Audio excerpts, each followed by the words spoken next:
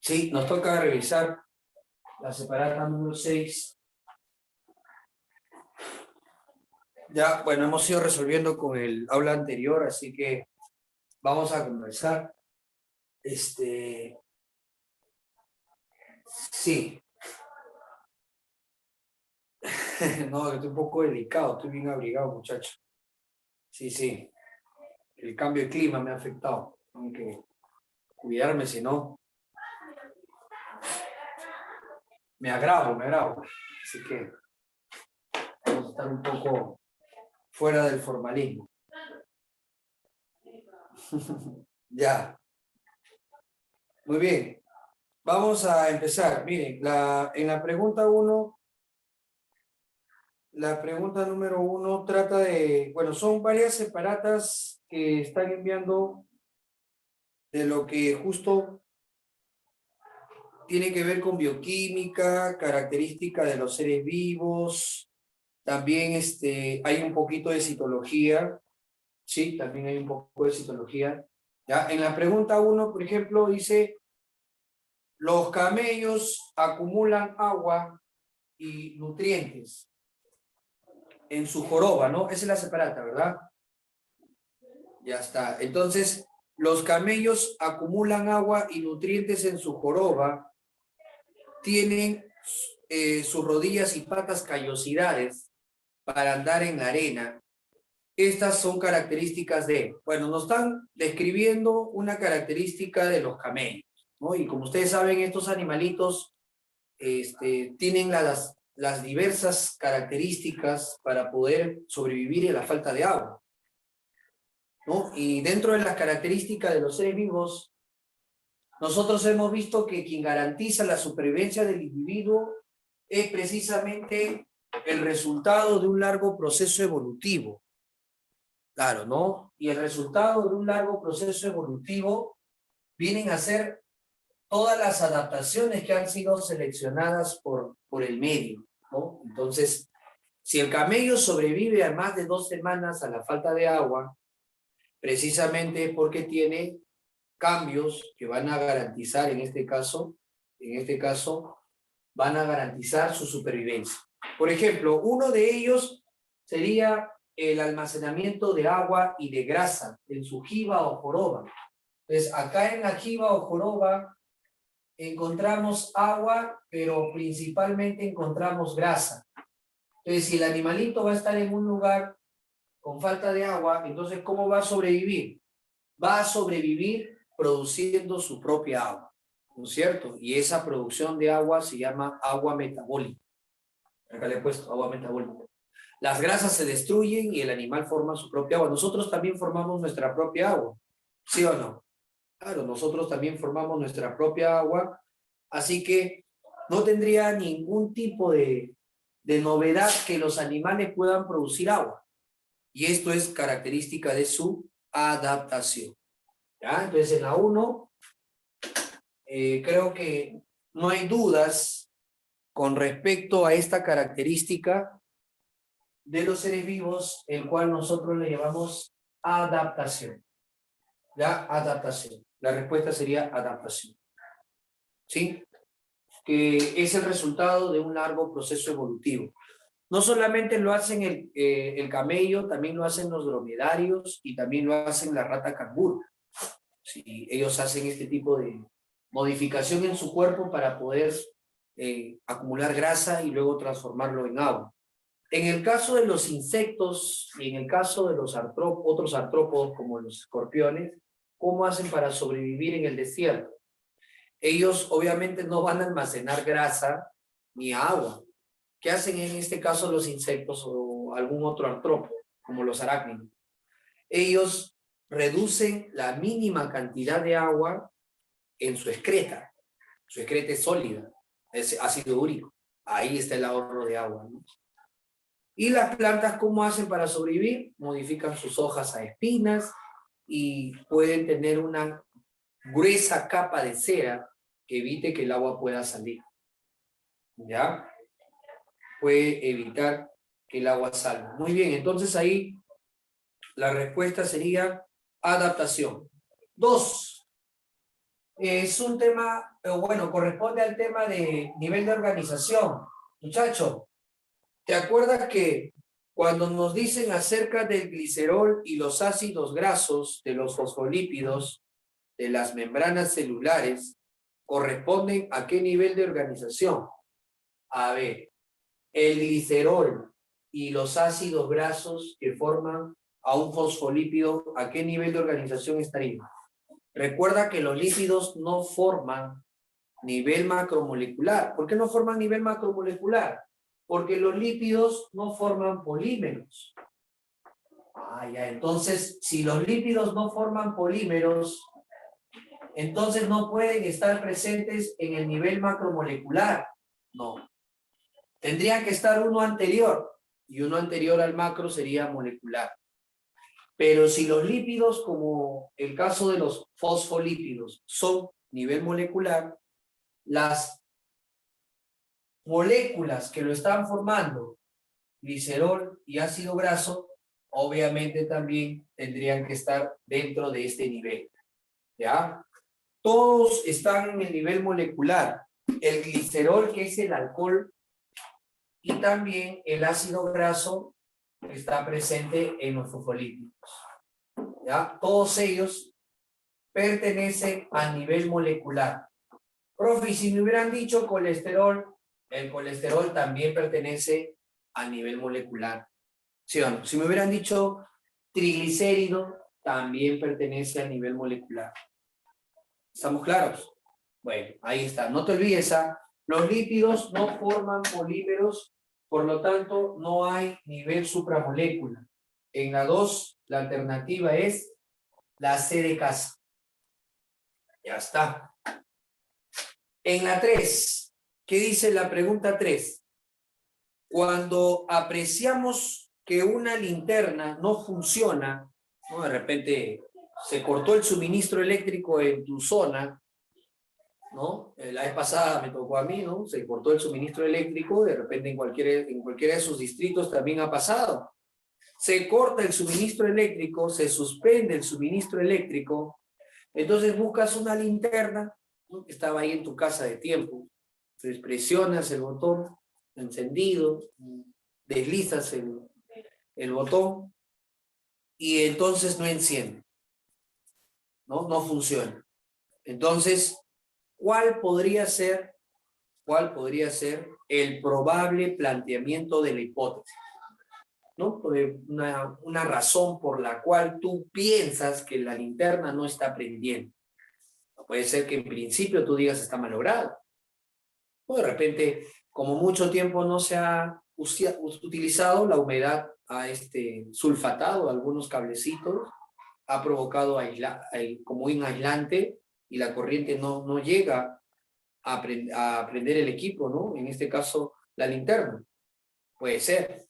O podría ser que no haya pilas, ¿no? Puede ser que de repente lo encendiste y no había pilas. O puede ser que lo encendiste y había pilas, pero de repente las pilas están desgastadas. Entonces ahí, mira cuántas hipótesis. Puede ser que esté malograda, puede ser que no haya pila, puede ser que la pila esté desgastada, ¿no? O puede ser que también el foquito de la linterna también se haya quemado, ¿no? Ese foquito también tiene un tiempo de vida, ¿no? Entonces, ¿cuál de ellas sería la alternativa? Dice, ¿por qué no funciona la linterna? No, eso sería la problemática, ¿no? La formulación del problema. La linterna no ilumina cuando acciona el encendido, esa es la observación. Se nota que la linterna está oxidada por dentro, no, eso ya tendrías que tú abrir la linterna, pues no, abrir y ver que está oxidada por dentro, ¿no? A menos que tengas una visión fenomenal, ¿no? Y tú puedas decir que por dentro está oxidada. A la linterna le cambio las pilas, ¿no? Eso ya sería la acción para corroborar si tu hipótesis es verdadera o falsa. La respuesta es enano. Las pilas de la linterna podrían, no ese podrían, es un supuesto, eso sería una hipótesis. Es una posible respuesta, tiene un valor predictivo, son falsibles, o sea, pueden ser verdaderas o falsas, es un conocimiento a priori, ¿no es cierto? Y muchos de ellos se conocen, en este caso, como explicaciones racionales, ¿no? Claro, las hipótesis cumplen estas características. Es una explicación racional.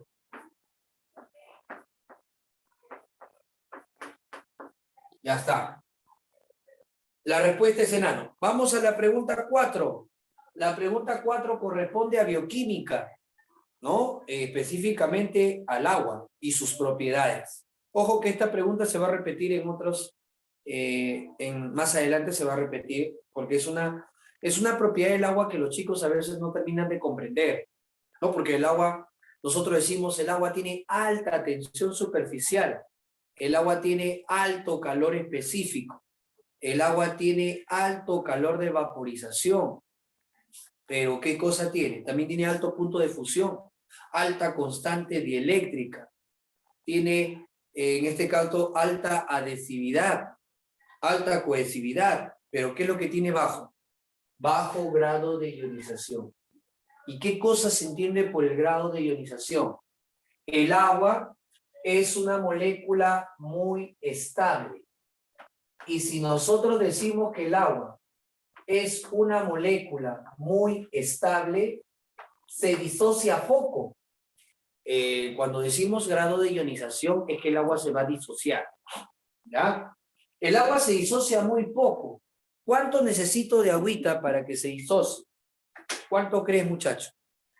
¿Cuánto de agua se necesitará para que se disocie? Mira, acá he puesto el valor. Mira, acá he puesto el valor. ¿Cuánto se necesita? Se necesita 10 a la 7 moléculas de agua. O sea, si en este recipiente yo presento 10 a las 7 moléculas de agua, ¿qué va a pasar? Una se va a disociar.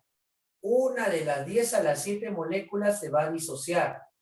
Y cuando se disocia, la pregunta que todo el mundo sería es, profe, ¿en qué se disocia? Cuando se disocia en OH más H. Por cada 10 a las 7 moléculas de agua, una se disocia. ¿Ya? Una se disocia. Y ella, cuando se disocia, se forma OH y H. ¿Tú te acuerdas cuando forma OH, como qué se comporta cuando libera OH? Cuando libera OH se comporta como base. Y cuando libera hidrogenio, como ácido. Entonces, si el agua en este caso puede liberar OHs y Hs, el agua se comporta como ambos, ácido y base. ¿Y eso cómo se llama? Eso no se llama anfoterismo. El agua es anfótero. Y gracias a esta propiedad que tiene el agua puede regular el equilibrio ácido-base. Claro, el agua regula el equilibrio ácido-base. Pregunta de examen, ¿no? Gracias a qué propiedad el agua puede regular el equilibrio ácido-base. Gracias a su bajo grado de ionización. ¿Qué es eso? Que por cada 10 a las 7 moléculas, solamente una se va a disociar en OH más H.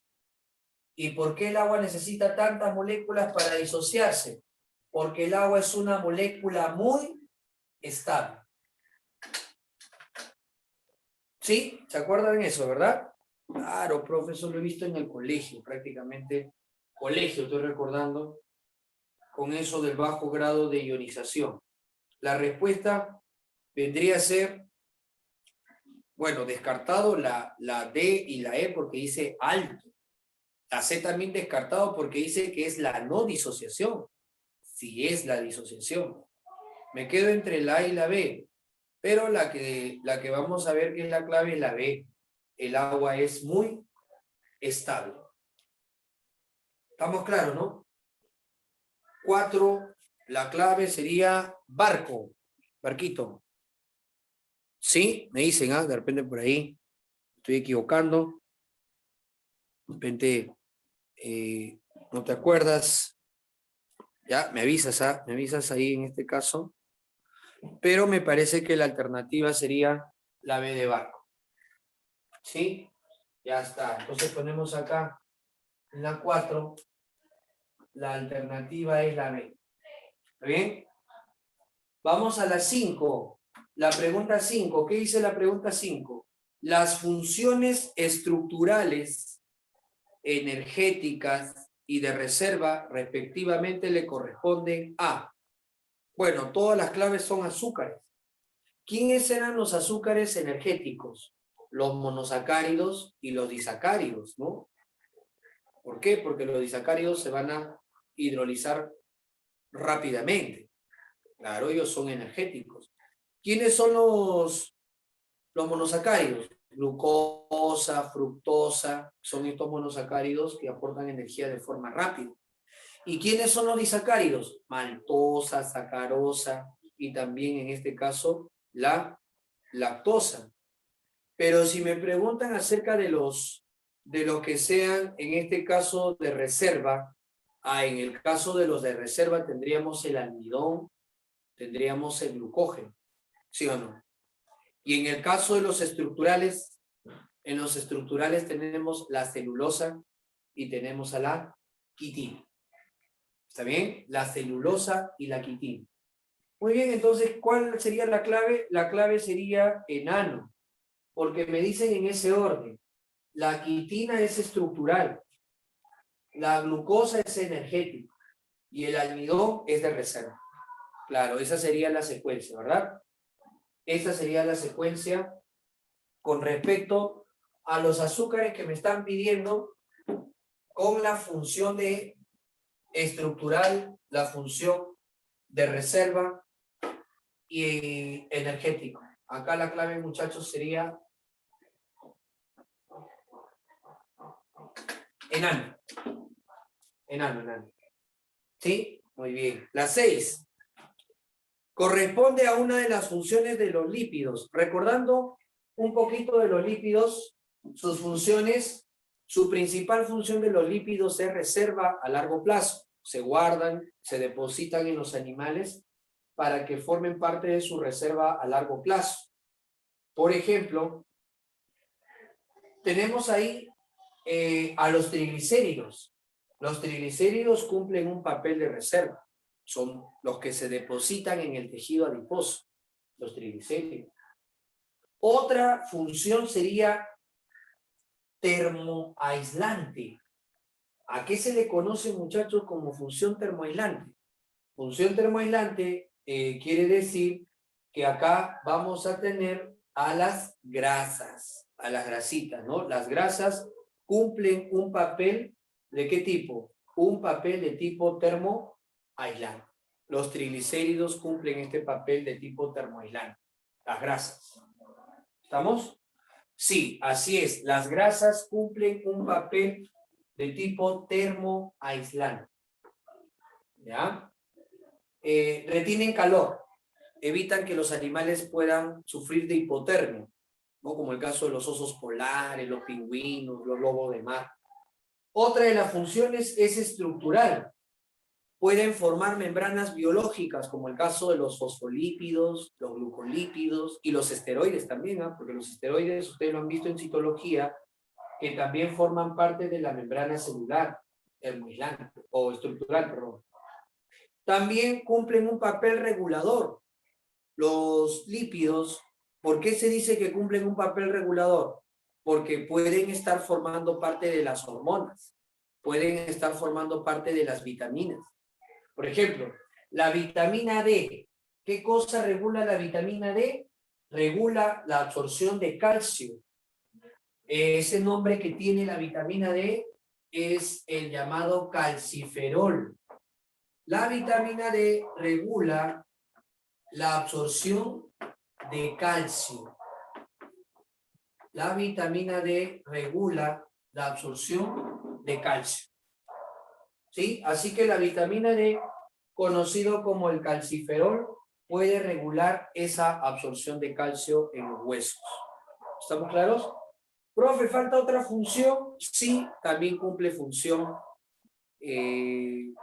energética, donde 1 gramo de grasa te puede dar 9 kilocalorías. También puede cumplir función electroaislante. Hay algunas neuronas que están envueltas por grasa para que la corriente en la neurona viaje más rápido. Cumplen también papel amortiguador. La grasa que está debajo de la piel y la que está entre los órganos rellena los espacios y amortigua los golpes que puedan tener entre los órganos o los golpes que pueda recibir nuestra piel, ¿no? Porque hay grasa subcutánea. Tiene también otro papel que es protector, las ceras. La cera de mi oído protege de los microbios que puedan entrar. La cera de las plantas les permite protegerlos de la deshidratación. La cera de la lana de la oveja protege la estructura que es la fibra, ¿no? En este caso conocida como la lana. ¿Sí? Entonces, son varias funciones, pero estas son las más importantes. ¿Ya? Vamos a la clave que dice. Excepto, dice, ¿protegen del frío a algunos animales? Claro que sí, por eso son termoaislantes.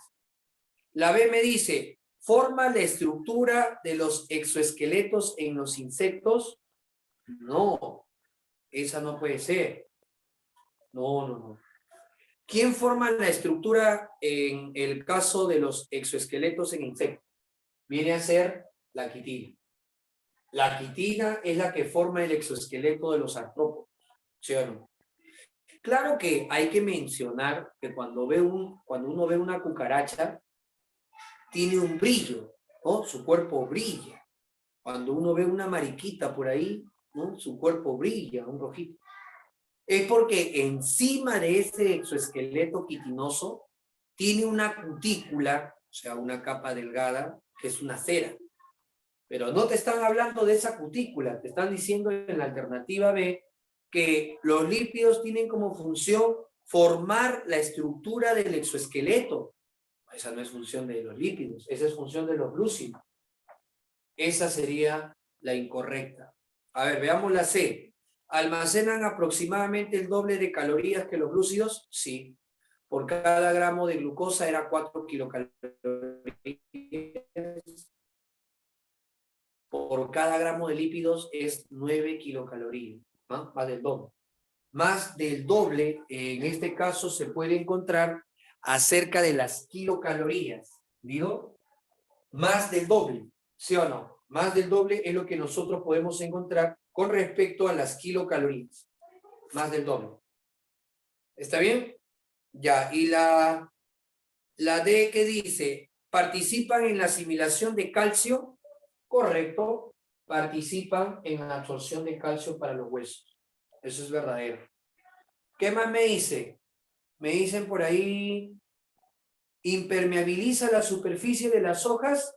Correcto, la cera se llama cutín. La clave es barra. ¿Ya? En la 6, la alternativa sería la B de barra. Muy bien, chicos. En la 7, tema proteínas. Respecto a las proteínas, muchachos, dice, indique verdadero o falso en la siguiente proposición. La estructura proteica en forma de alfa hélice representa la estructura terciaria. O sea, ¿una alfa hélice puede ser terciaria? Falso. No. La alfa hélice es una estructura secundaria.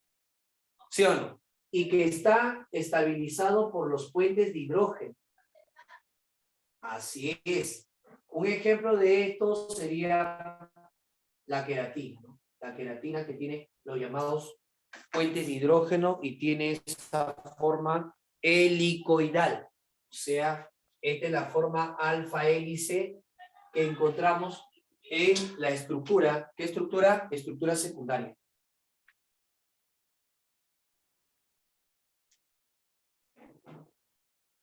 ¿Está bien? La estructura secundaria entonces corresponde a lo que viene a ser la alfa hélice, ¿no? Un ejemplo, la queratina que está en nuestro cabello. Ya está. ¿Qué más dice, muchachos? ¿Qué más dice la segunda? La segunda dice, la queratina forma parte integral de los pelos y de las uñas. Claro que sí, la queratina está presente en el pelo, está presente en las uñas, está presente en el pico de las aves, en el cuerno de algunos animales, está presente en toda la superficie de nuestro cuerpo. La epidermis tiene queratina, también, ¿no? Claro, todo eso es parte de la queratina. ¿Está bien? Todo eso corresponde a la queratina. Así que, muchachos, sí podríamos considerar que la queratina es una proteína estructural. ¿Ya? La segunda es verdadera. La tercera, la quitina es una proteína. No, pues la quitina, muchachos, no es una proteína. La quitina es un polisacárido nitrogenado que está formando parte del exoesqueleto de los artrópodos. Y acá me dice que la quitina es una proteína que forma el exoesqueleto de artrópodos. Sí forma parte del exoesqueleto, pero no es proteína. Es un polisacárido nitrogenado. Falso. Y la cuarta proposición me dice las inmunoglobulinas, conocidas como las IgG, o llamados también anticuerpos, ellas dicen que son aquellas que intervienen en la defensa del cuerpo. ¿Cómo es eso? Eso es verdadero. Los anticuerpos son producidos por nuestros glóbulos blancos. Unos glóbulos blancos que se encargan de la inmunidad específica llamados linfocitos de producir anticuerpos ante una invasión por patógenos. ¿Es correcto entonces cuando decimos que los anticuerpos, qué cosas son los anticuerpos? Son glucoproteínas de defensa. ¿Está bien? Los anticuerpos entonces son conocidos como glucoproteínas de la defensa. Los anticuerpos van a ser glucoproteínas de la defensa. ¿Sí? ¿Cuál sería entonces ahí la alternativa? La secuencia es falso, verdadero, falso, verdadero. A ver, muchachos, ¿en qué alternativa encontramos eso? Avión. Ahí está, avión. Pregunta si por ahí hay alguna corrección que de repente por ahí me he equivocado, o de repente por ahí alguna disconformidad con las claves. Pregunta, muchachos. ¿No? Claro, para someterlo a discusión. ¿Sí? Ya está. Entonces, la respuesta es avión. 8. Pasamos a la 8. Es el tipo de ácido nucleico que en las células eucariotas la podemos encontrar en el núcleo, en el citoplasma, en el interior de algunos organelos como mitocondrias y cloroplastos. ¿Cuál marcas?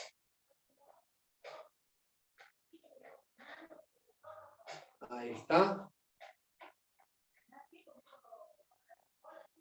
Casa, ¿sí o no? Claro, claro, claro. Sería casa, ¿no? ¿Por qué?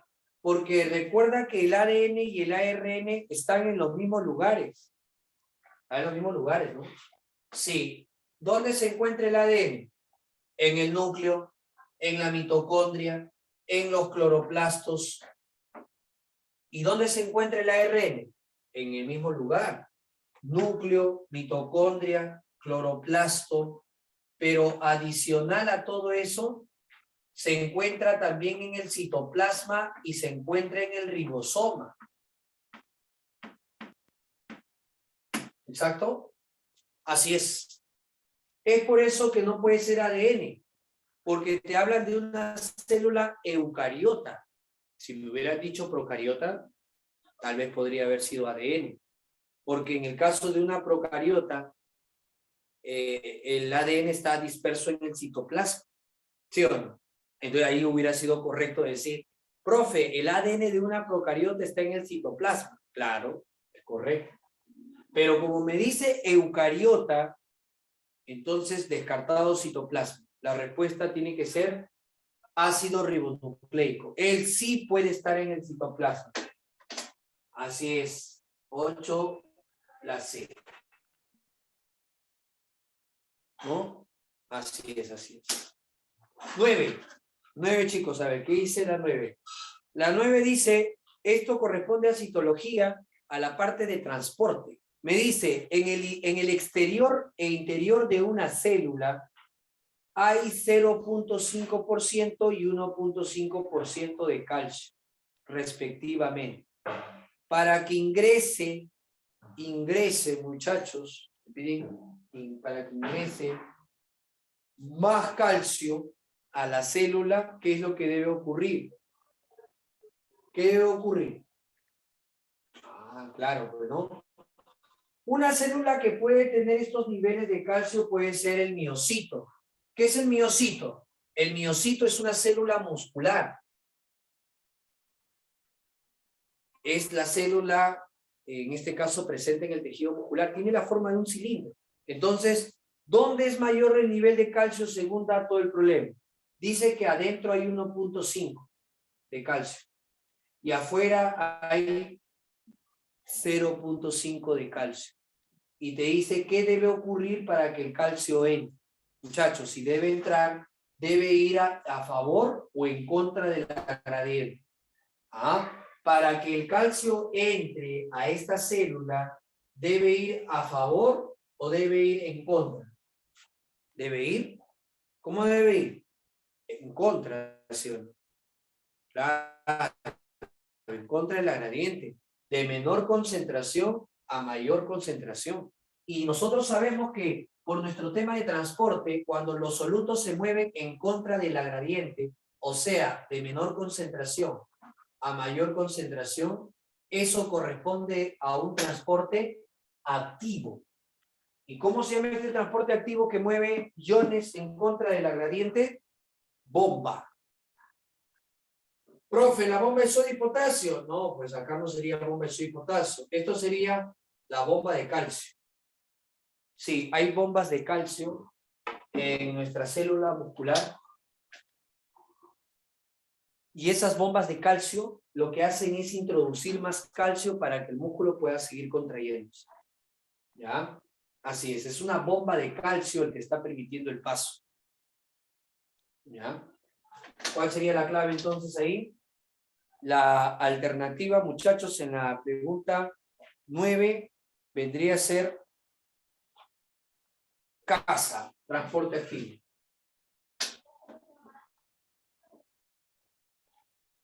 Ya está. Muy bien. Pasamos a la 10, chicos. Tema citología. La parte de citoesqueleto. ¿Te acuerdas que te expliqué citoesqueleto? Ya te olvidaste, ya. ¿Ves? Ya te olvidaste.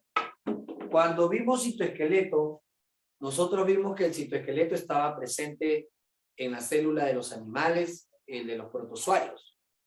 Los vegetales, como tienen pared, ya no tienen citoesqueleto. En cambio, los que no tienen pared, como el caso de la célula de los animales y de los protozoarios, sí tienen citoesqueleto. Y nosotros vimos que el citoesqueleto estaba formado por microtúbulos, estaba formado por microfilamentos y también estaba formado, muchachos, por los filamentos intermedios. Claro, eso es lo que vimos nosotros. Estamos recordando lo que nosotros habíamos visto en el capítulo de citología. ¿Sí te acuerdas de eso, verdad? Ahí está, muchachos. ¿Ya? Ahí está. Entonces nosotros hemos visto los microtúbulos, los microfilamentos y los filamentos intermedios. ¿Para qué servían los microfilamentos? ¿Te acuerdas o no? Los microfilamentos que estaban hechos de actina y miosina podían estar sirviendo para poder separar a las dos células que están culminando su proceso de división. Claro, están culminando su proceso de división. ¿Cómo se llama ese proceso? Se llama citocinesis. Cuando nosotros decimos quién participa en la citocinesis, entonces inmediatamente recordamos a los microfilamentos de actina. ¿Qué es la citocinesis? La citocinesis viene a ser, ¿qué cosa es la citocinesis? La citocinesis viene a ser, muchachos, ¿qué cosa es la citocinesis? La división del citoplasma. ¿Y quién permite la división del citoplasma?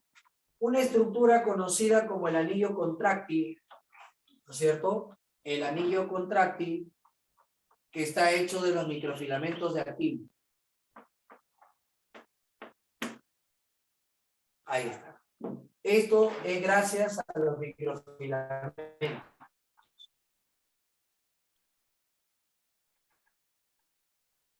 Es gracias a los... Ahí te dice, los microfilamentos y los filamentos intermedios, respectivamente, están relacionados con... ¿Cuál he marcado ahí? ¿Con cuál estaría relacionado, muchachos, los microfilamentos y los llamados filamentos intermedios? ¿Con qué? Claro que sí. Los filamentos intermedios están relacionados con esa estructura que tiene la neurona para darle soporte. ¿Qué estructura le da soporte a la neurona? A la neurona, el que le da un soporte a la neurona vienen a ser los llamados neurofilamentos. Los neurofilamentos son las estructuras que le van a dar el soporte a una neurona. Sí, esos son los neurofilamentos. Muy bien, entonces la respuesta es barco. Barco. ¿Entendido? Ya está. 11. Hablan de los ribosomas. A ver, ¿qué cosa tengo que recordar de los ribosomas? Yo te había contado. 1, ¿en dónde se fabrican los ribosomas? ¿Dónde es el lugar donde se fabrican los ribosomas? Una estructura llamada nucleolo. Ahí se fabrican los ribosomas. Recuerda que en el nucleolo encontramos la materia prima para poder fabricar las unidades ribosomales. Encontramos ARN ribosómico y proteínas ribosómicas. Él no forma las proteínas. Él importa las proteínas del citoplasma. O sea, el nucleolo tiene proteínas que se fabricaron en el citoplasma, pero atraviesan el poro de la carioteca y ahí está con el nucleolo. Y el nucleolo permite ensamblar las subunidades ribosómicas, la menor y la mayor. ¿Ya? Forma la subunidad menor y también forma la subunidad mayor. ¿Está bien? Listo. ¿Y de qué está hecho el ribosoma? El ribosoma está hecho de ARN ribosómico más proteína. Otro dato también es que conozcas a qué proteínas fijan a los ribosomas. ¿Se acuerdan? ¿Cómo se llaman esas proteínas que fijan a los ribosomas a la membrana? Lo hicimos en clase, ¿ah? ¿Cómo se llaman esas proteínas que fijan a los ribosomas a la membrana? ¿Se acuerdan, muchachos? ¿Cómo se conoce a las proteínas que permiten fijarlo a la membrana? Riboforina, muy bien, correcto, ya está, eso tienes que acordar. ¿Qué más tengo que acordarme de ribosoma? También, ¿en qué nivel de organización está? Nivel supramolecular. ¿Sí? ¿Y cuál es su papel del ribosoma? Su papel del ribosoma es que se encuentre el ARN mensajero con el de transferencia. ¿Para qué, profe? Para que cambien, en este caso, la secuencia que trae el mensajero, que se llama codones, lo pueda cambiar con aminoácidos. Este cambio de codones por aminoácido permite que se pueda formar una proteína. ¿Ya? Las proteínas entonces se forman. Las proteínas se forman. ¿Por qué se forman las proteínas? Las proteínas se forman precisamente cuando se cambian los codones por aminoácidos. Cuando hay ese cambio, ahí se forman las proteínas. ¿Entendido? Ya está, muchachos. Eso es lo que encontramos acerca del ribosoma. Listo, ahí hemos recordado algo de los ribosomas. ¿Cuál sería entonces la alternativa en esta pregunta, muchachos? Claro. Ojo, no necesariamente van a sintetizar proteínas. Puede ser que en vez de proteínas, puede ser oligopéptidos, o podría ser también polipéptidos.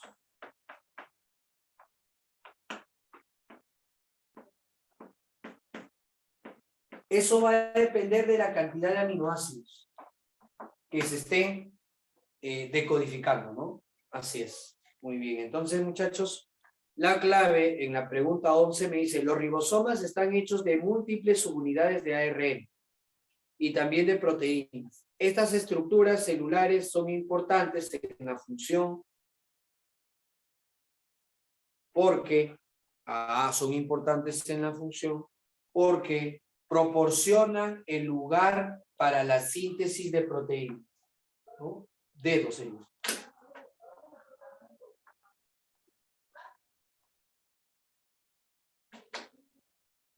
Listo. ¿Estamos claros? Ya. Pregunta 12. Pregunta 12. La 12 dice, ¿cuál de las siguientes estructuras membranosas de la célula eucariota consiste en vesículas apiladas una encima de otra? Ojo, en la otra aula me dijeron aparato de Golgi. El aparato de Golgi lo que tiene son cisternas, ¿sí? Y las cisternas adentro tienen todo un conjunto de moléculas. En este caso, no podemos hablar de Golgi, porque me dicen vesículas, ¿no es cierto? Y vesícula y cisterna no es igual. Esas vesículas apiladas una encima de otra se llama tilacoide. El tilacoide. Y el tilacoide es propio de las organelas semiautónomas conocidas con el nombre de cloroplastos. Claro, los cloroplastos son las organelas que van a contener al interior estos sacos membranosos llamados tilacoides.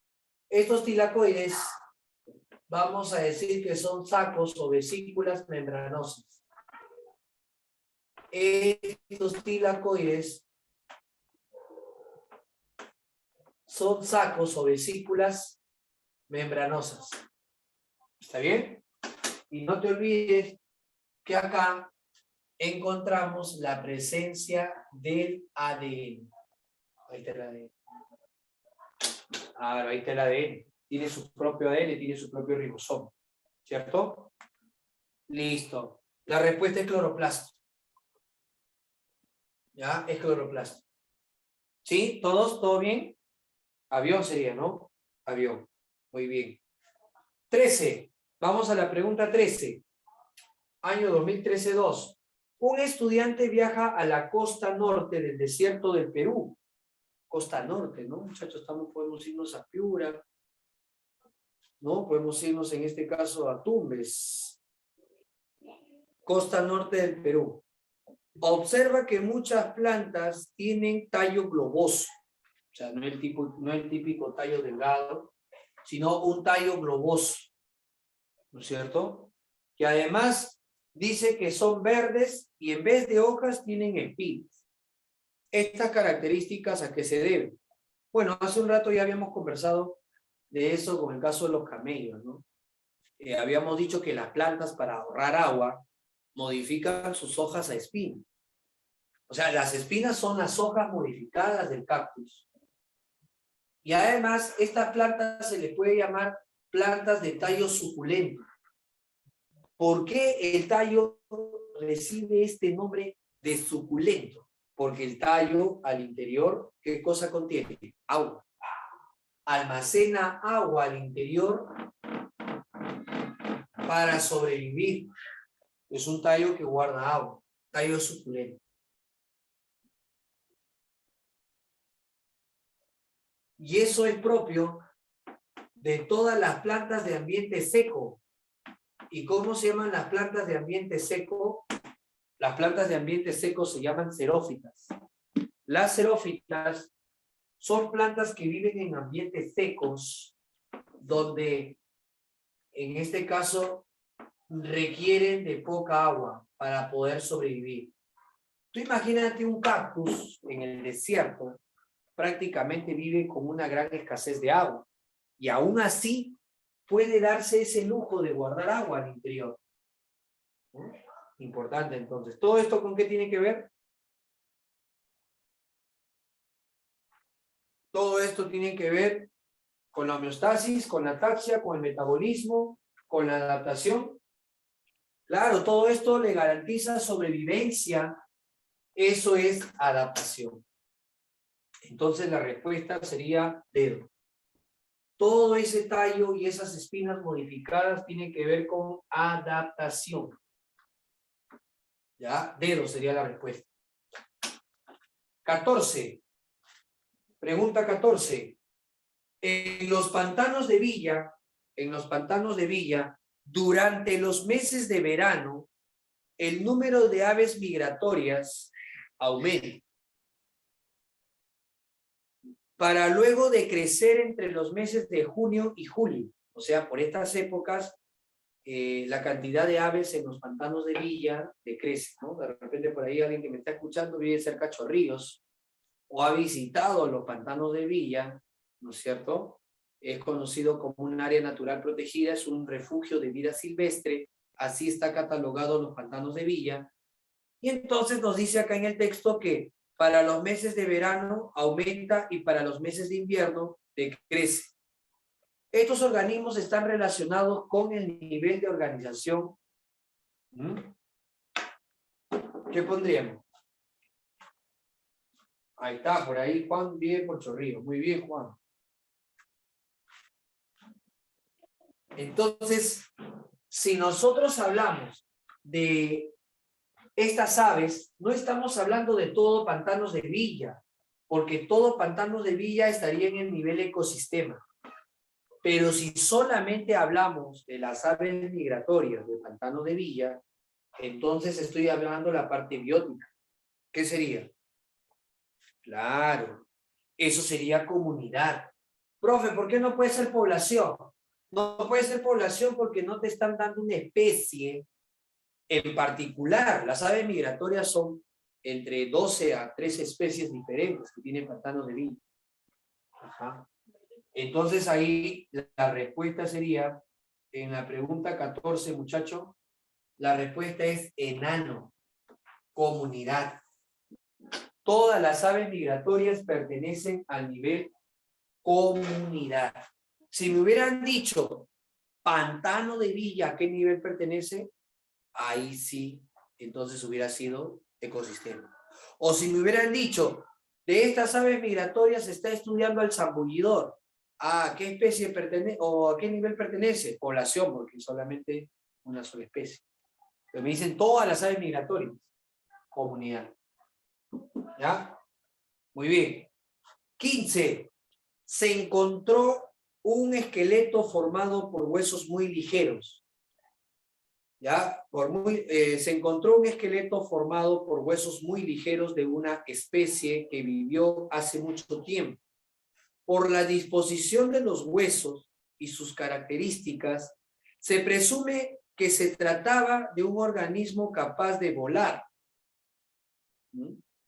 Esta última parte del enunciado se presume que trataba de un organismo capaz de volar.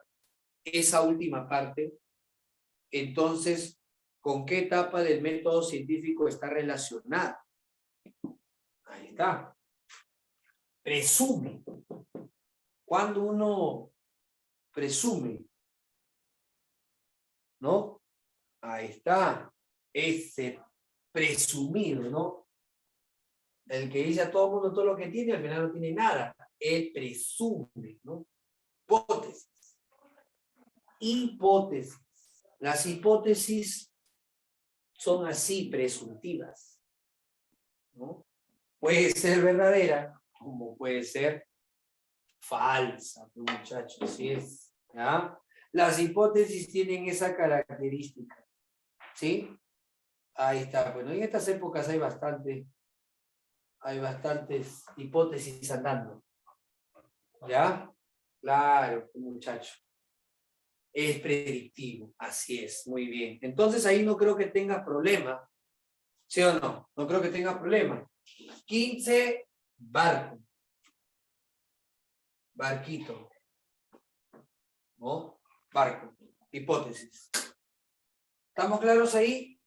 ¿Alguna pregunta sobre este grupito de preguntas? Hemos recordado un poco de célula, un poco de características de los seres vivos, un poco de bioquímica. A ver, mientras tomo foto a esto, todo bien, ¿no? No creo que por ahí de repente alguien se ha perdido o de repente algún sustento que necesite. A ver, por acá me dicen la 14, no hay interacción. Claro, no hay interacción entre lo biótico y lo abiótico. Entonces, como no hay interacción entre lo biótico y lo abiótico, no puede ser ecosistema. En un ecosistema tiene que haber interacción. Además, tendrían que decirte algo del factor abiótico, ¿no? Y básicamente, muchachos, no encontramos ninguna clave que, o mejor dicho, en ninguna parte del texto nos dice que van a interactuar. En cambio, las aves migratorias sí van a interactuar, porque dependen de qué. A ver, la estación, ¿no?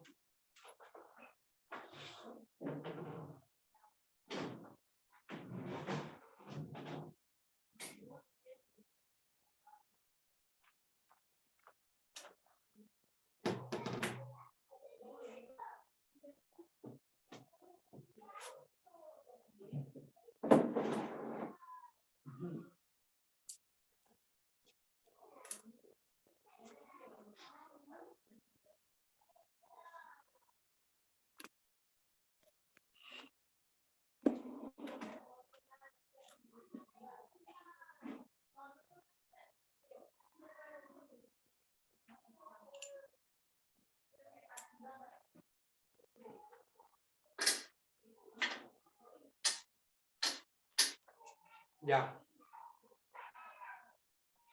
El cardumen de pirañas en el río Amazonas, ¿a qué nivel pertenece?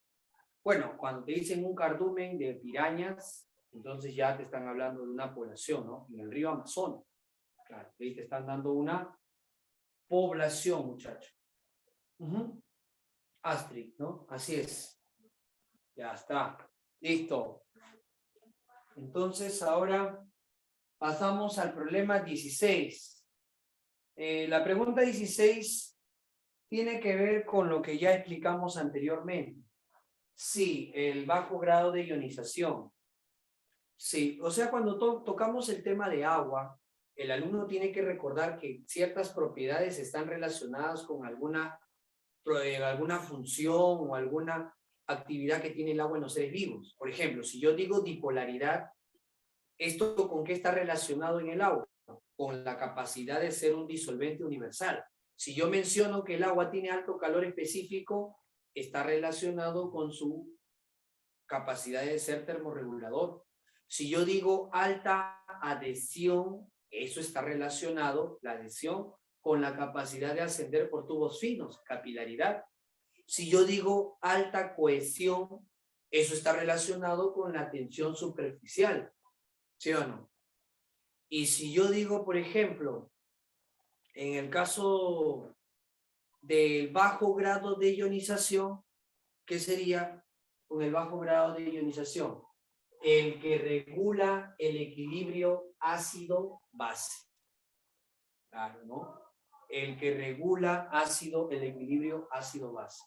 Por lo tanto, en las claves, tú ves, en la 16 dice, alto calor específico, el agua tiene un alto calor específico porque requiere obtener poca energía para que se evapore.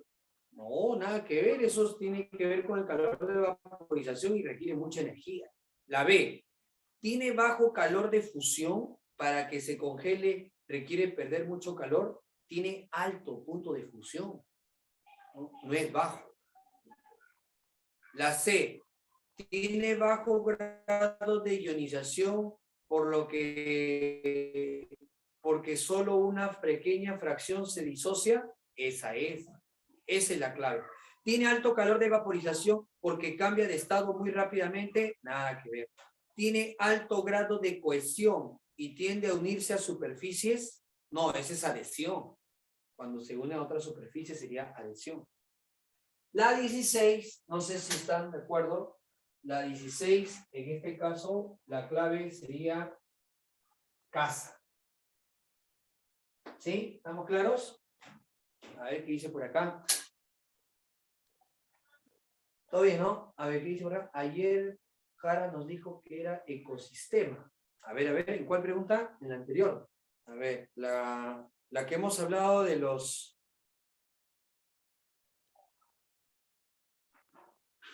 ya, de los pantanos de Villa. ¿Sí? A ver, volvamos a leer. Dice, en los pantanos de Villa, durante los meses de verano, el número de aves migratorias aumenta para luego decrecer entre los meses de junio y julio. ¿Estos organismos están relacionados con el nivel de organización? No, para nada, muchachos. Dice estos organismos. Ni siquiera nos dice, en este caso, que ni siquiera nos dice el ambiente o el invierno, nada. Solamente habla de meses. Eso es comunidad. En el cardumen. Allá, el cardumen de pirañas en el río Amazonas. Eso. Allá, el cardumen. Un cardumen de pirañas en el río Amazonas. ¿En qué nivel de organización? No, también, esa es población. ¿Qué dijo ecosistema? No creo.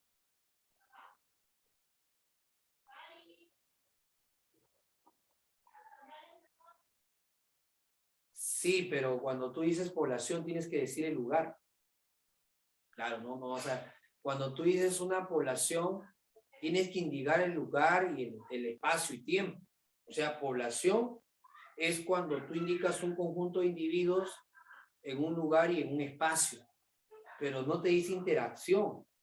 Si me hubiera dicho, las pirañas en el río Amazonas se mueven hacia los lugares donde hay más detritos para comer. Ahí sí, ¿no? Entonces, ese cardumen se dirige a donde hay más detritos, está relacionando con algo del ambiente.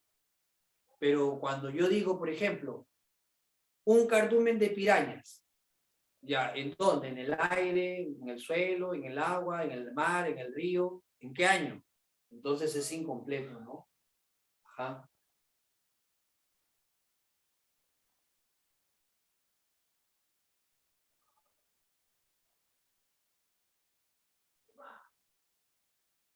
Ya, a ver, se aprobó. En el IREL, no, eso no tiene nada que ver. En realidad, bueno, son apreciaciones, claro, son apreciaciones que ya uno se hace de manera sintáctica, ¿no? O sea, en la gramática ya tú eres específico, pero a nivel preuniversitario son preguntas conocidas, son preguntas de la agraria.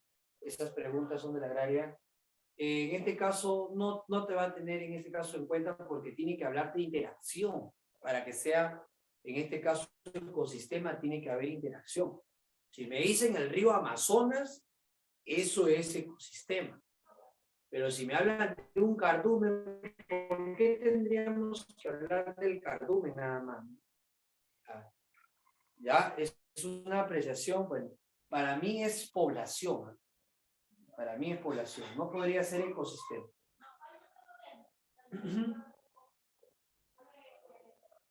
Claro, aparte que ni siquiera te nombran otra especie. Ni siquiera te nombran otra especie, ¿no?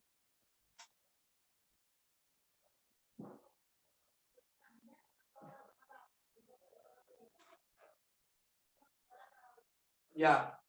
A ver, la pregunta 17. Vamos a la 17. A ver. No, es que son preguntas subjetivas, ¿no? Y claro, es la apreciación del profesor Jara y está muy bien, ¿no? Hay que ser también enfáticos en dar puntos quiebres de lo que es en o del. Pero obviamente, dentro de lo que es los exámenes de admisión, a veces el que propone la pregunta no toma en cuenta eso, ¿no? Y tiene que ser bastante explícito. Claro, tiene que ser bastante explícito, ¿no? Claro, pero en realidad sí, pues gramáticamente es distinto. En y del es distinto, claro, está en lo correcto. Pero a nivel del examen preuniversitario, esas cositas prácticamente no lo toman en cuenta. Ya, a ver, alguien que su material lo comparta, mi celular se ha apagado. Para tenerlo acá. A ver quién es el Salvador. Se apagó mi celular, muchacho. Ya no puedo ver la práctica.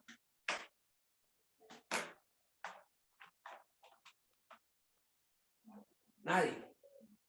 A ver, por ahí, alguien, su práctica, a ver si lo comparte por acá. Para darle una chequeadita a las preguntas.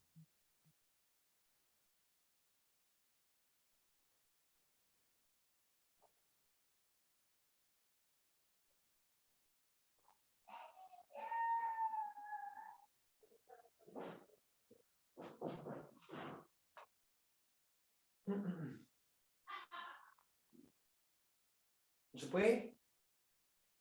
Ya, bueno, a ver, mientras prende mi celular. En la 17, si mi memoria no me falla, te habla de lo que tiene en común la celulosa, el almidón y el glucógeno. ¿Sí? Si no mal recuerdo, la pregunta 17 te dice qué tienen en común el almidón, el glucógeno y la celulosa. ¿Sí o no? Ya está. Bueno, claro, ahí está, mira, el almidón, el glucógeno y la celulosa tienen en común. Así es. Ahí está, ¿no? ¿Qué cosa tienen en común? Claro. Todos son polímeros de glucosas. Todos tienen el mismo monosacárido. Todos presentan glucosas. Lo que cambia es el enlace. Recuerda que el almidón y el glucógeno presenta enlace alfa 1,4 y tiene enlace alfa 1,6. En su parte amilosa, en la parte lineal, solo tiene alfa 1,4. Y en la parte ramificada, presenta alfa 1,4 y alfa 1,6. Así es. O sea, van a presentar enlaces alfa 1,4 y enlace alfa 1,6. ¿Sí? Mientras que el glucógeno no tiene parte ramificada, solamente tiene parte, perdón, no tiene parte lineal, solamente parte ramificada, todo es alfa 1,4 y alfa 1,6. ¿Sí? Mientras que la celulosa no tiene enlaces alfa, la celulosa tiene enlaces beta. Así es, chicos. La respuesta, ¿qué cosa tienen en común? ¿No? La respuesta dice, el almidón, el glucógeno y la celulosa tienen en común. Claro. Dice, la presencia de glucosas, la capacidad de almacenarse en el hígado, no, eso lo hace el glucógeno. El número de monosacáridos varía. La presencia de amilopectina solo lo tiene el almidón y el glucógeno. Acá, en este caso, la celulosa no tiene amilopectina. ¿Son sustancias energéticas? No, son de reserva. Y además, esta de acá, la celulosa, es estructural.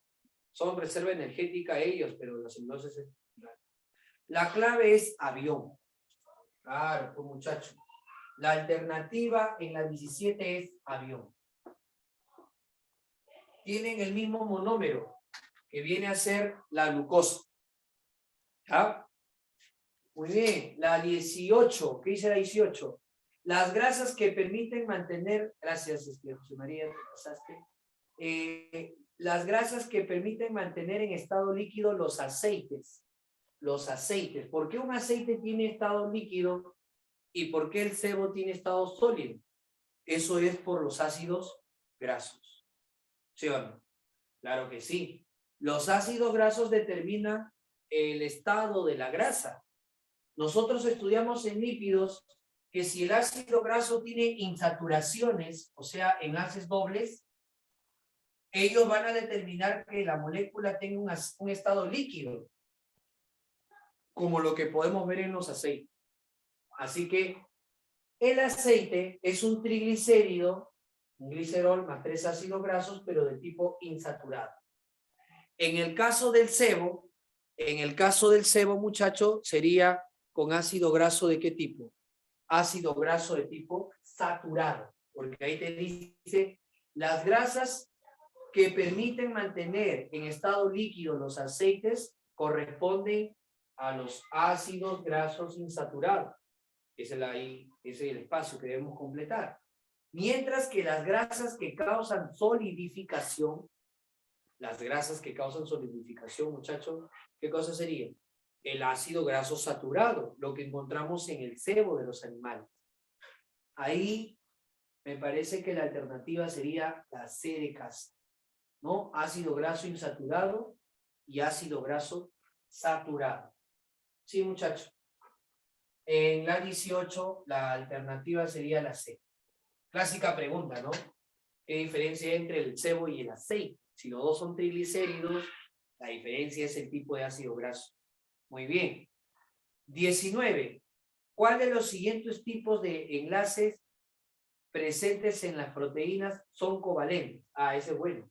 Sí, porque ustedes saben que las proteínas, de acuerdo a la estructura que tienen muchos enlaces. La estructura primaria tiene solo peptídico. La estructura secundaria tiene puente de hidrógeno, la alfa hélice o la beta plegada. La estructura terciaria, de los restos de cisteína, su azufre forma el puente disulfuro, ¿no? Los llamados tioaminoácidos, ¿no? Por ahí lo mencionó su compañero Gerson, ¿no? Los tioaminoácidos, en este caso, son los aminoácidos que tienen azufre y forman puente disulfuro. ¿Sí o no? Así es.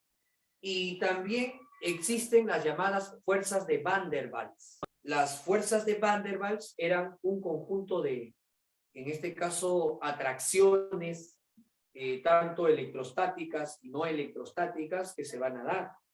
Ahí tenemos, por ejemplo, el puente de hidrógeno, es una fuerza de Van der Waals. Dipolo-dipolo también es otro puente, otra fuerza de Van der Waals. Y también tenemos las atracciones hidrófobas o no polares. Entre compuestos no polares también hay atracción. ¿Sí o no? Claro que sí. Pero, ¿quiénes son covalentes? Los covalentes solamente son el peptídico y el puente disulfuro. ¿Por qué son covalentes? Porque ustedes por química saben que los enlaces covalentes es donde se forman por compartimiento de electrones. ¿Sí o no? La respuesta sería, en esa pregunta, muchachos, ¿quiénes son los enlaces covalentes en las proteínas? El puente disulfuro y el peptídico. Otra vez la C de casa. Así es, casa.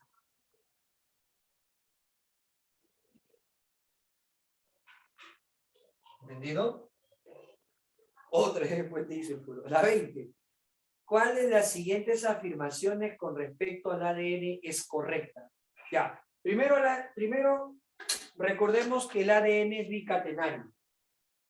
Es bicatenario, ¿por qué? Porque está formado por dos cadenas de polinucleótidos. Dos cadenas de polinucleótidos. Y si está formado, muchachos, por dos cadenas de polinucleótidos, estas cadenas son antiparalelas. ¿Se acuerdan? Claro que sí. Una cadena tiene, por ejemplo, la secuencia de 5 a 3 y la otra cadena tiene la secuencia de 3 a 5. Así es, o sea, las moléculas del ADN o las cadenas del ADN son cadenas antiparalelas, no son paralelas. Pero ¿quién mantiene juntas a las cadenas? A las cadenas las mantiene juntas las atracciones entre las bases nitrogenadas, que son los puentes de hidrógeno. Entre A y T hay dos puentes de hidrógeno y entre G y C hay tres puentes de hidrógeno. Los puentes de hidrógeno son los que mantienen juntas a las cadenas del ADN, ¿cierto? Y el ADN tiene un azúcar en sus nucleótidos conocido como la desoxirribosa, que es el único monosacárido de 5 carbonos, la única pentosa que no cumple con la fórmula empírica, en este caso C, O, N y en O2. ¿no? No cumple esa regla, ¿no? Porque ella va a tener un oxígeno menos. ¿Cierto? Muy bien. Ahí está el ADN. Es lo que podemos recordar del ADN. A ver, ¿qué nos dicen en las claves? La A me dice, está formado por los siguientes aminoácidos, adenina, timina, guanina y citosina. No son aminoácidos. ¿Qué cosas son? Bases nitrogenadas. Está formado por una sola cadena.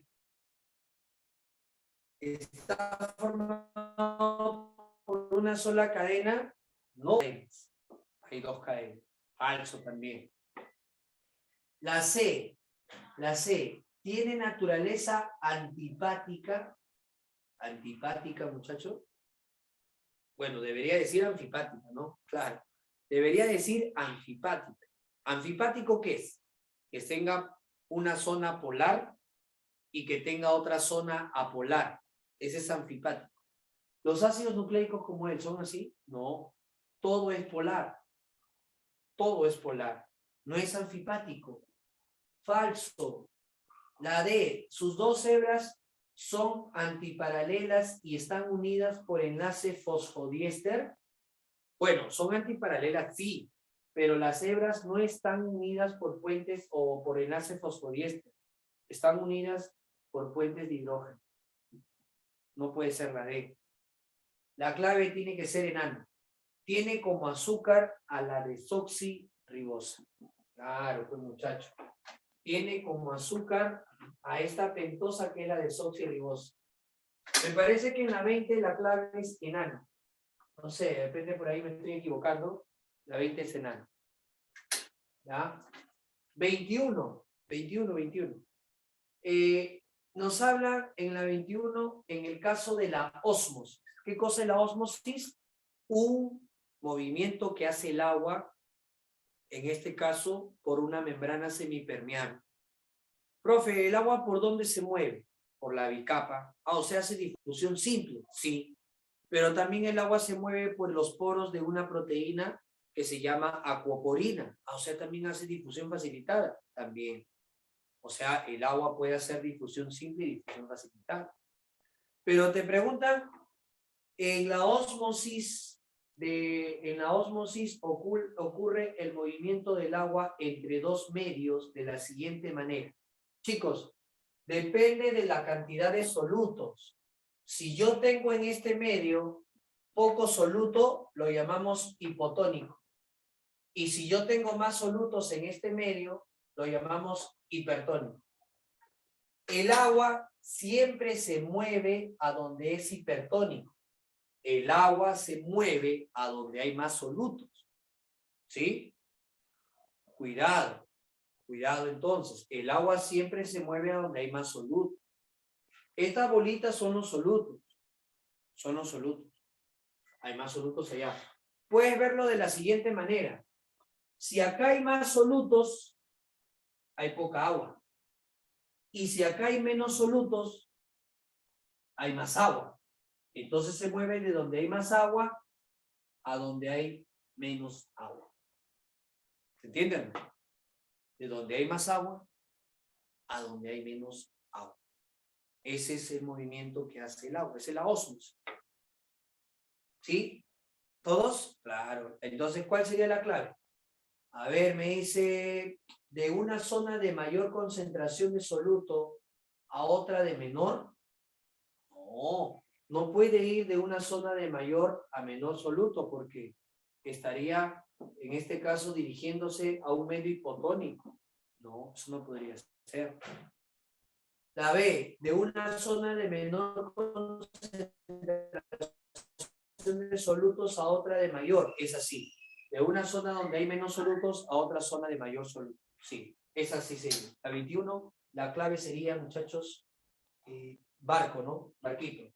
Barco. 21 barco. 22.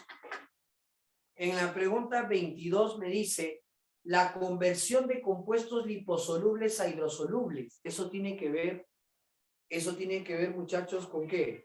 Tiene que ver con citología, sistema endomembrana. ¿Se acuerdan de esta estructura que les expliqué en la parte de citología? Claro, profe, les dije que esto de acá es el retículo endoplasmático liso.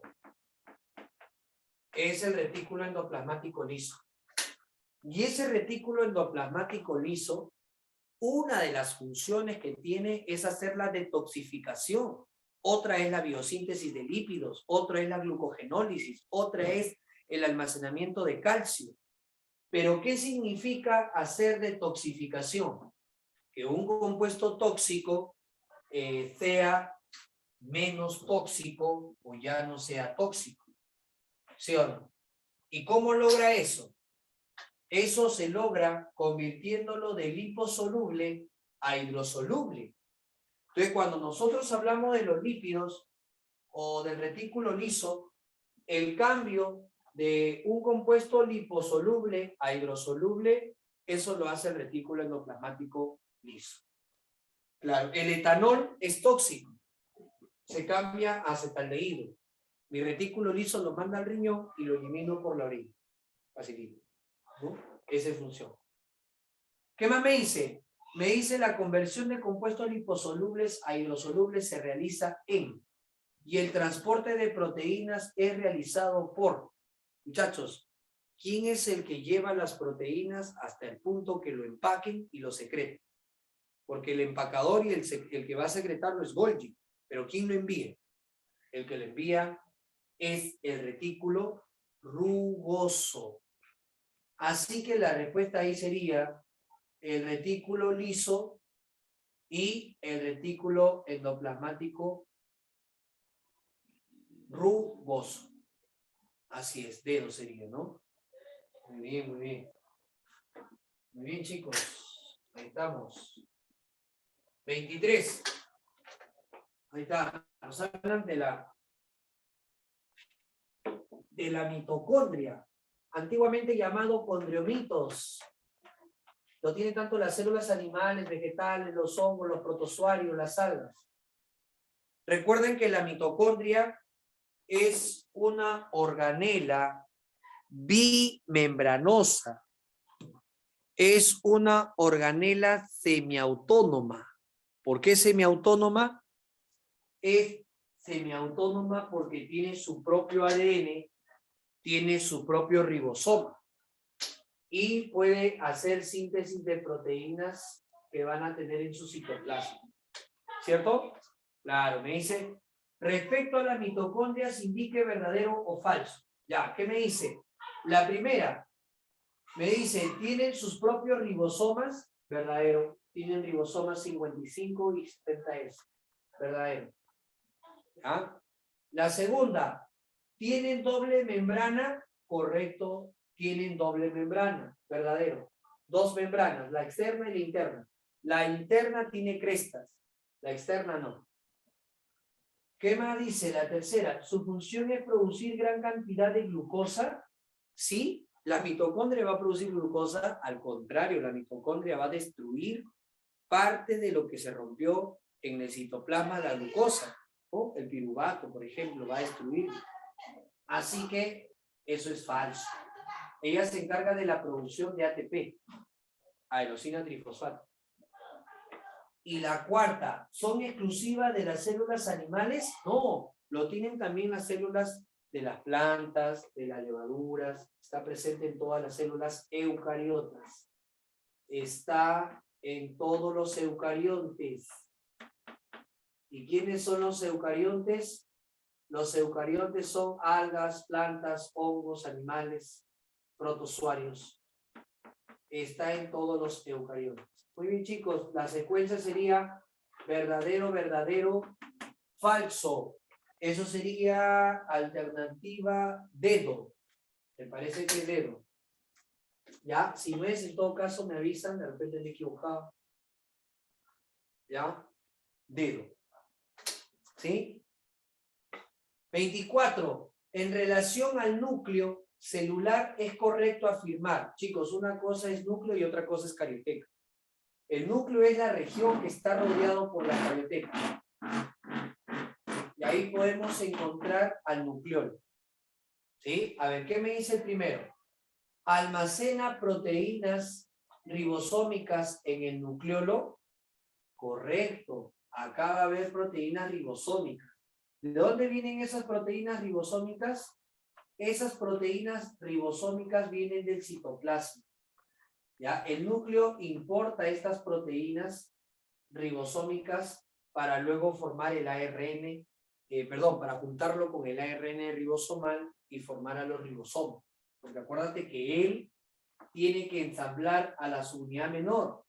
Luego tendrá que ensamblar a la subunidad mayor. Y cuando ocurra la síntesis de proteínas, ambos se van a juntar. ¿Sí o no? Esa es la clave. Profe, ¿y la B sintetiza proteínas ribosómicas en su interior? No.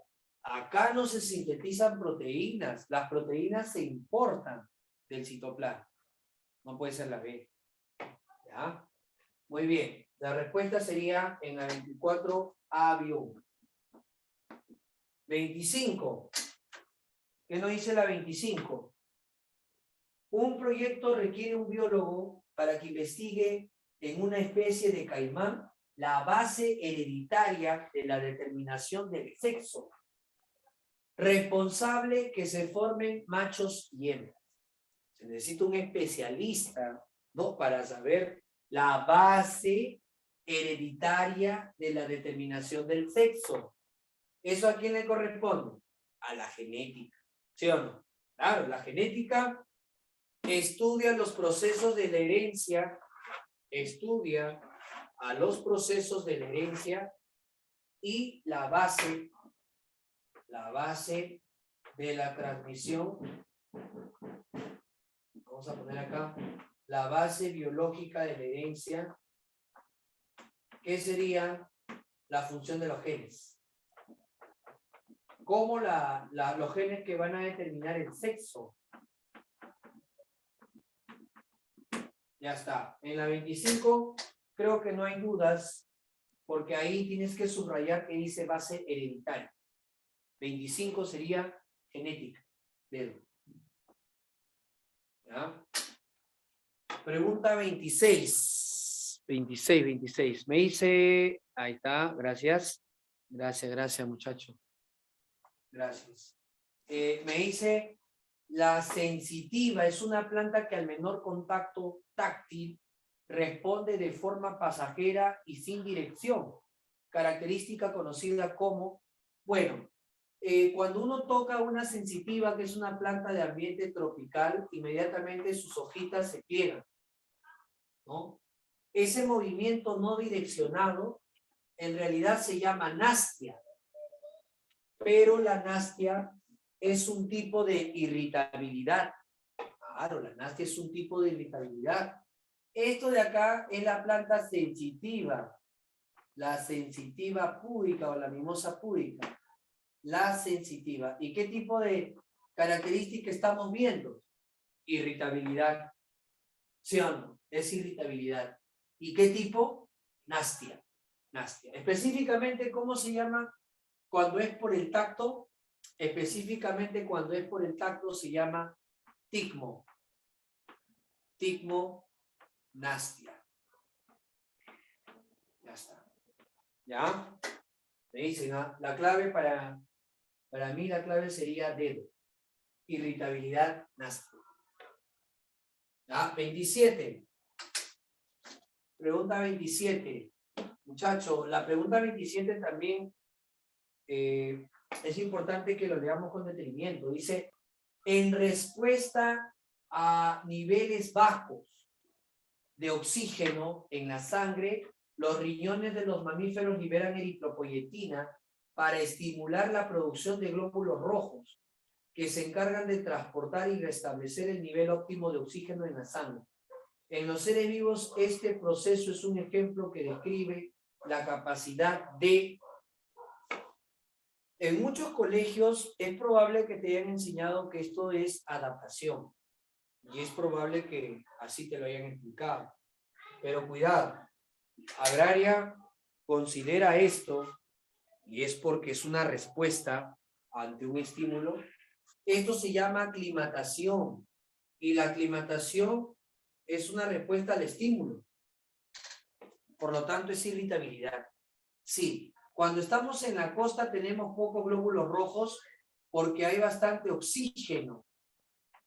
Pero cuando viajamos a la altura, hay poco oxígeno. Acá hay bastante oxígeno, por eso tenemos pocos glóbulos rojos, hay poco oxígeno. Hay mucho oxígeno, perdón.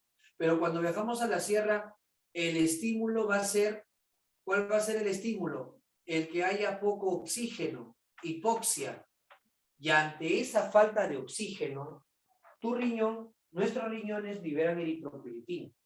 La eritropoyetina es una hormona que se va a la médula ósea roja de tus huesos, y cuando se va a la médula ósea roja de tus huesos, empieza a fabricarse, ¿qué cosa? Empieza a fabricarse, muchachos, glóbulos rojos. Empieza a fabricarse los glóbulos rojos.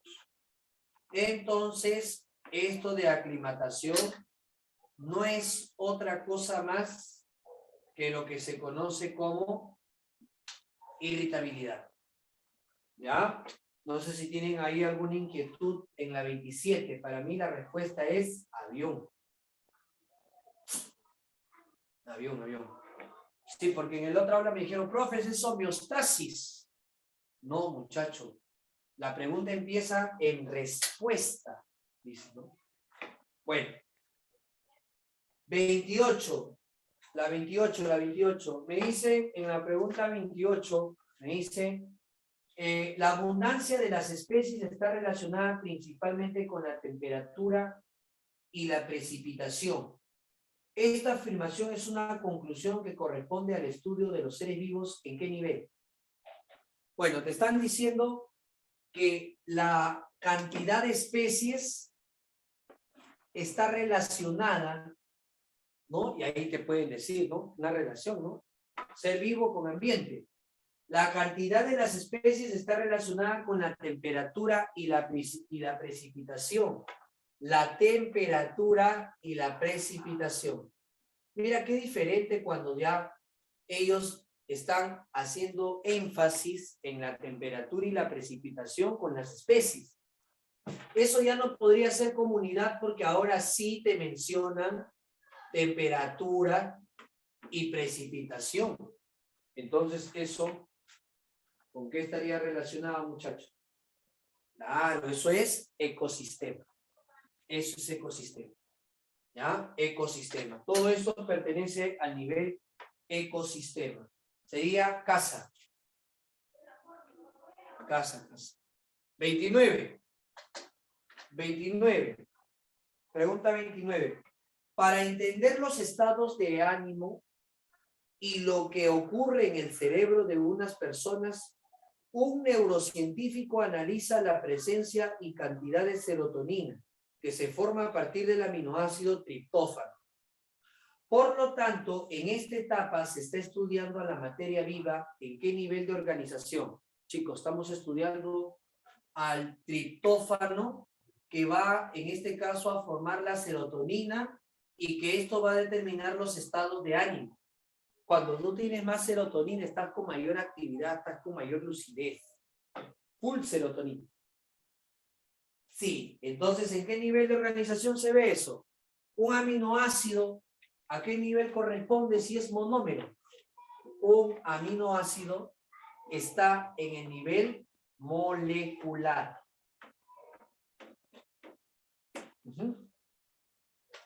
Está en el nivel molecular y por lo tanto la respuesta sería enano. Enano. 29, enano. 30. ¿Qué dice la pregunta 30, muchachos? Ya está, ya me prende mi cel, a ver. Acá ya tengo mi celular. Me dice, la propiedad del agua que está relacionado con el equilibrio ácido-base. Bueno, eso lo hemos estado viendo, muchachos, en 3 oportunidades, lo hemos revisado y te he dicho, ¿no? ¿Por qué Agraria hace tanto énfasis en esta parte de lo que es el equilibrio? ¿Por qué tanto énfasis, muchachos, en el equilibrio? Bueno, básicamente hace énfasis en esta parte del equilibrio porque obviamente muchos jóvenes a veces no terminan de comprender lo que se conoce como el bajo grado de ionización. ¿Ya? Sí, ahí directo. Bajo grado de ionización. Gracias al que me ha estado pasando las preguntas. María José, creo por ahí. A ver, gracias muchacho. Ahora, en la 31 te dice relaciones, ¿no? Relaciones dice. ¿El citocromo con qué lo relacionamos? Claro, el citocromo lo relacionamos, gracias, el citocromo lo relacionamos con el hierro. Claro, el hierro es el componente de los citocromos que son proteínas de la cadena transportadora de electrones. La clorofila con magnesio y el anión extracelular, cloro, y la actividad nerviosa, el potasio. Esas serían las funciones de esos bioelementos. ¿Sí o no? Claro, pues muchachos. Citocromo y hierro, igual que la hemoglobina. Igual que la hemoglobina. ¿Cuál sería la clave ahí? Bueno, ahí tendría que ser 4, 3, 2, 1. Avión. 31, avión. 4, 3, 2, 1. ¿Sí? 32. Respecto a los glúcidos, relacione ambas columnas. Respecto a los glúcidos, relacione ambas columnas. A ver, un polisacárido de glucosas con beta 1,4. Esa es la celulosa. La celulosa presenta enlaces beta 1,4. ¿Sí? La celulosa tiene enlace beta 1,4. Entonces, 1 lo relaciono con dedo. 1 con dedo. 2. Polisacárido formado por monosacáridos que llevan nitrógeno. La quitina. ¿Te acuerdas la N-acetilglucosamina? Claro, la quitina se relaciona con la unidad N-acetilglucosamina. Esa es la unidad que tiene la quitina. ¿Ya? 2 lo relacionamos con A. 1D, 2A. 3. Estructura con 8 enlaces glucosídicos. Bueno, si tiene 8 enlaces glucosídicos, tiene 9 monosacáridos. ¿Sí o no? 9. Es un oligosacárido. 3 con B. Y 4. Presente en el músculo y en el hígado y está muy ramificado. El glucógeno. Clave, barco sería. ¿Ya? Barco sería en la 32. Y la 33. Para que un lípido sea líquido como aceite a temperatura de ambiente, se debe tener, ¿qué cosa hemos dicho? Para que un lípido sea líquido como el aceite a temperatura de ambiente, se debe tener, ¿qué se debe tener? A ver. ¿Cuál marcarías ahí? Barco, ¿sí o no? Una o varias insaturaciones. O sea, tiene que tener un enlace doble o varios enlaces dobles. ¿Me explicó? Sí, ahí la respuesta sería barco. Muy bien, te dejo ahí esas 3 preguntas que quedan. ¿Ya? ¿Alguna consulta, chicos? ¿Alguna inquietud por ahí?